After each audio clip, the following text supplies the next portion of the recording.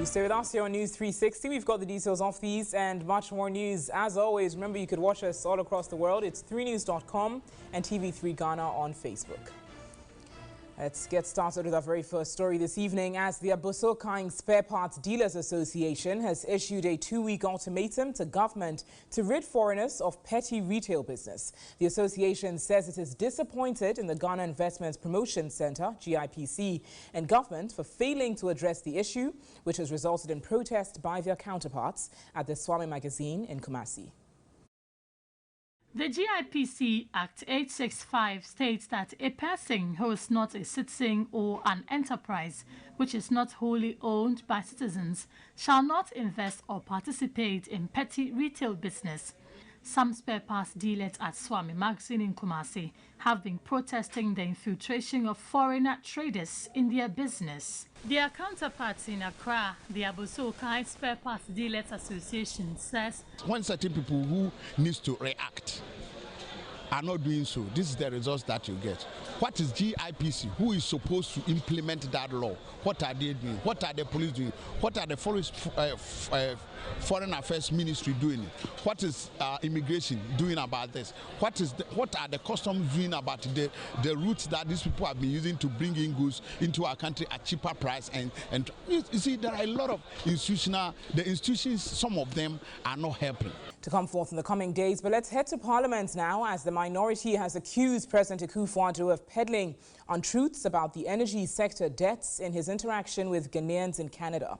The NDC MPs say claims by the president that his administration inherited a $5.2 billion energy debt is false. The president has sought to mislead the public about the exact state of affairs in the sector. The president has often made inaccurate claims about the debt in the energy sector in a bid to conceal the true state of affairs. One of these inaccurate claims was his recent visit to Toronto, where he said that his government inherited $5.2 billion debt in Ghana's energy sector from the previous Mahama-led National Democratic Congress administration. The minority said it is bent on exposing government. The minority does not only find this statement as inaccurate, but also as an attempt by the president to shake responsibilities from the incompetence he has displayed in the management of the country's energy sector. The energy sector has been plagued with huge debts that plunged the country into darkness in recent past. As at the end of 2016, the energy sector, there was approximately $2.2 billion. At the exit of President John Dramani Mahama, the $2.2 billion was certified and agreed to be settled within 3 to 5 years, starting from 2016. To clear the accumulating debt, the Energy Sector Levies Act was promulgated. The minority in Parliament expect President Nana Akufo-Addo to take responsibility and address the liquidity operational challenges in the country energy sector instead of carrying on with the negotiating blame game. The president must show clearly how he intends to revive the entities like Tema Oil Refinery and Embossed, which were fully operational when the former President John Dramani Mahama handed over to him in January 2017. The MPs want government to account for the disbursement of funds from ESLA. Let's return to Parliament, as the minority leader is pushing for female MPs from his side to be elected unopposed in his party's primaries. Haruna Idrisu says the leadership of Parliament is worried about the attrition rate in the House, but hopes that his position is accepted by leadership of his party. Reacting to a University of Ghana survey on MPs, the leaders of both sides of the House were united. Haruna Idrisu called for the amendment of the 1992 Constitution to allow for proportional representation of women, reiterating his point in finding ways to keep women's participation in Ghana's democracy. It is not good for our parliamentary democracy watching the attrition rate of members of parliament, and this House, denied of experience, will not be a better house in delivering to the people of Ghana a stronger, transparent, and accountable parliament. So if I have my way, none of the NDC female MPs will be subjected to parliamentary primaries. How I wish within democratic culture I could protect and support them. But more importantly, we need research on that. How do we encourage, protect, and increase female participation in our democracy? That's the main purpose. But do stay with us here on News 360. We've got business news coming up shortly.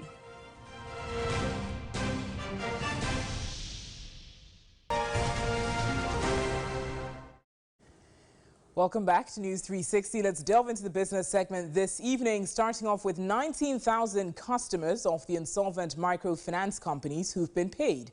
A deputy governor of the central bank, LC Ado Awaji, made the disclosure on the sidelines of the 9th AGM of the Association of All Savings and Loans Companies in Accra.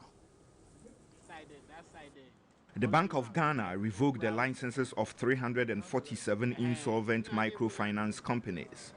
The shutdown took effect from May 31. The licenses of 192 of them were revoked in addition to that of another 155, which had ceased operations. A deputy governor of the central bank, LC Ado Awaji, indicated the process of paying customers is on course. As we speak, about 19,000 depositors have already been paid because they have lodged their claims and have proven their claims, and so the receiver has been able to validate these claims, and then has instructed CBG, Consolidated Bank Ghana, to make these payments. Meanwhile, Deputy Governor of the Bank of Ghana, LC Ado Awaji, further says no decision has been taken on raising the minimum capital for savings and loans companies. Speaking in Accra at the 9th Annual General Meeting of the Association of All Savings and Loans Companies, she assured any such move will be in consultation with the association. The minimum capital requirement is to ensure solvency and aligning financial institutions' capital base closely with macroeconomic realities. The minimum capital requirement for savings and loans companies currently is 15 million cedis. We will take such a decision after consultation with stakeholders, including the institutions themselves in the sector. And as of now, we haven't increased the capital and we have not put out a proposal. And so I believe that if at a certain point in time we believe that's the way forward, we would do that in consultation with the stakeholders. I talked about repositioning the sector, and there are many options for repositioning the sector. If we believe that increasing the minimum capital is one such option, we would engage with the stakeholders and take a decision on that. Chairman of Association of All Savings and Loans Companies, GASAC, Kweku Duabechi, underscored the importance of good corporate governance. We know that Bank of Ghana is continuing its reform process. We are all expecting to see the central bank complete the exercise very soon, especially within our sector.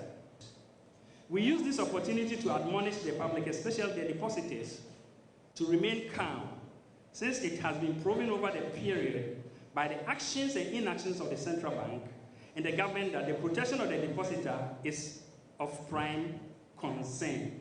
Executive Secretary of GASAC, Chenebua Koduabuachi, threw more light on the relationship between the association and the central bank. We believe that the central bank mentioning that they will continue to engage, they will be engaging with players so that we ensure that whatever capital that they announce will be in the interest of, one, the depositors, and two, the interest of the economy, three, the interest of even the businesses themselves. And so we are not sure that the central bank will just bring any capital that is unreasonable.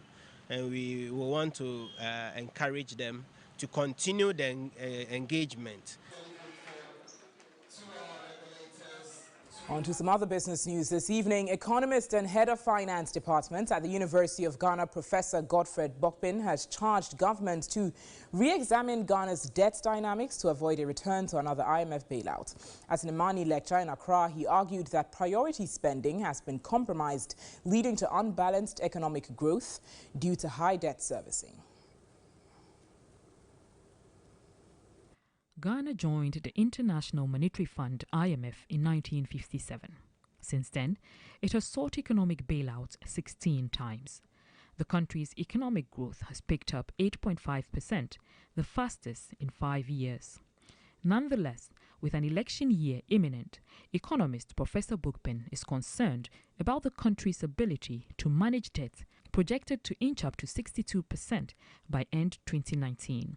When you look at the statistics, it means that every 3 years and a few months or so since independence, or averagely every 4 years, we have had to go to the IMF. We have been there 16 times, and I'm sure our next visit is as close as next year's election.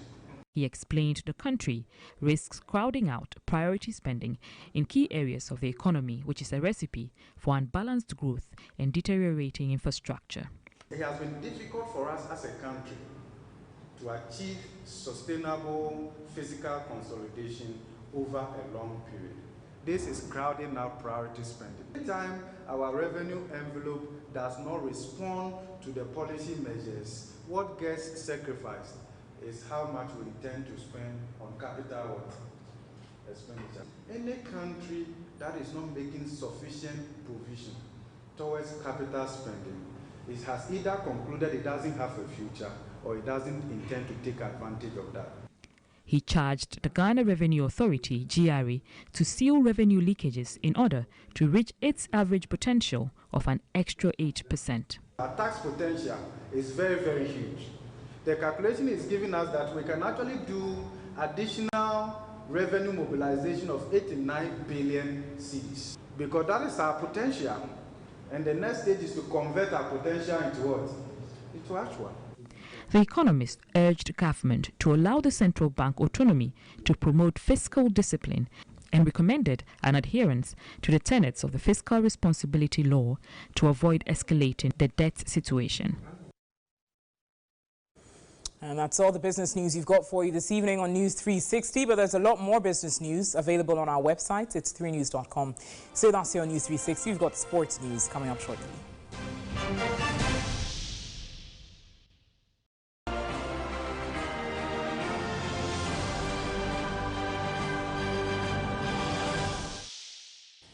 Welcome back to News 360. On the international front this evening, thousands of opposition supporters have taken to the streets of several cities in Malawi to protest against last month's re-election of President Peter Mutharika. In Lilongwe, Biltran and Sumba, protesters are calling for the chief of the Electoral Commission, Jane Ansah, to step down. President Mutharika won the election with less than 40% of the votes. Two opposition parties, the Malawi Congress Party and the United Transformation Movement, are challenging the result in court after alleging vote rigging. Judges are due to rule on the case on Friday. You're watching News 360 here on TV3. We're going to take a short break and return with entertainment news.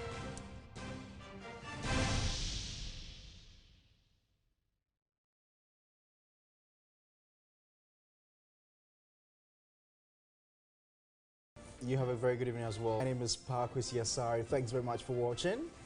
And I'm Natalie Ford. Lots more news on our website, 3news.com. I'm black and proud. Have a lovely evening. I am too. Take care.